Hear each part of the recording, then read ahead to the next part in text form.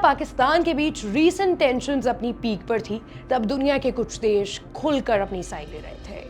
China और Turkey ने अपना स्टैंड दिखाया और वो डट कर पाकिस्तान के साथ खड़े दिखे। लेकिन एक देश था जिससे सबको उम्मीद थी कि वो हमारे साथ सबसे स्ट्रॉन्ग पोजीशन लेगा, लेकिन उस वक्त उसकी खामोशी सबको हैरान कर गई।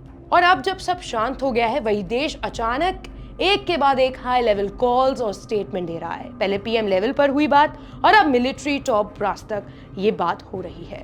22 अप्रैल को पहलगाम में हुए अटैक के 2 दिन बाद इजराइल के प्राइम मिनिस्टर बेंजामिन नेतन्याहू ने पीएम मोदी को फोन करके इस अटैक की कड़ी निंदा की और कहा कि जिम्मेदारों को सख्त सजा मिलनी चाहिए।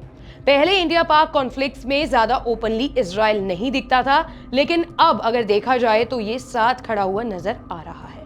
लेकिन जब वॉर लाइक सिचुएशन थी, तब इजराइल ने सिर्फ एक फॉर्मल स्टेटमेंट दिया था और कहा था कि टेररिस्ट अटैक की निंदा करते हैं और ज्यादा एक्टिवली खुलकर सपोर्ट नहीं किया था। इस वक्त चाइना और टर्की ने पाकिस्तान के साथ खड़े होकर अपना फुल सपोर्ट दिखाया था। ये भी समझा जा रहा है कि इजराइल अपनी स्ट्रॉन्ग दोस्ती अमेरिका के साथ बनाए रखने की वजह से उस वक्त ज्यादा ओपन नहीं हो पाया। रीसेंट अपडेट ये है कि इजराइल के defence force major general Amir Baram ने हमारे डिफेंस सेक्रेटरी राजेश कुमार सिंह को कॉल किया और भारत की टेररिज्म के अगेंस्ट लड़ाई में पूरा समर्थन देने की बात कही।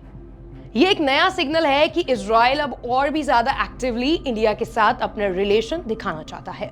अगर हिस्ट्री थोड़ी सी देखें तो इंडिया और इजराइल के रिश्ते पहले इतने क्लोज नहीं थे। इंडिया ने 1948 में इजराइल के बनने के खिलाफ वोट भी दिया था और डिप्लोमेटिक रिलेशंस 1992 में शुरू हुए थे। लेकिन 2014 के बाद सिनेरियो थोड़ा चेंज हो गया। दोनों देशों के रिश्ते में गर्माहट आ गई और डिफेंस और टेक्नोलॉजी में मिलकर काम बढ़ने लगा। आज इजराइल ओपनली कह रहा है कि वो टेररिज्म के खिलाफ इंडिया के साथ खड़ा है, लेकिन असली सवाल अभी भी यही है कि जब ग्राउंड पर टेंशन्स थी, तब इजराइल इतना खुलकर क्यों नहीं बोल रहा था?